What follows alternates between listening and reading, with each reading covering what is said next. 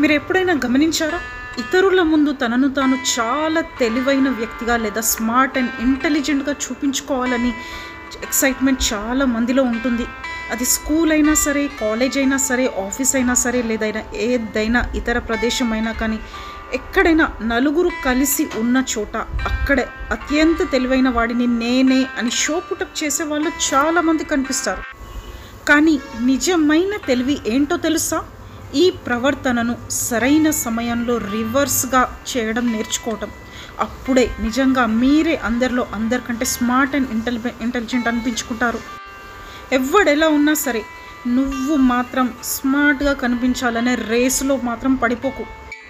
దానికి బదులు నువ్వు మాట్లాడే వ్యక్తికి అతనే నిన్ను మించిన తెలివైన వాడిగా అతన్ని ఫీల్ అయ్యే విధంగా మీరు చేయాలి.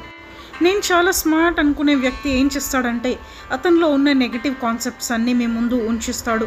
ఇంకా అతనిలో ఉన్న ఓవర్ కాన్ఫిడెన్స్ కూడా నలుగురి ముందు బయటపడుతుంది. దానివల్ల అతను మెల్లిగా తన రహస్యాలన్నీ మీ ముందు బయట పెట్టేస్తాడు.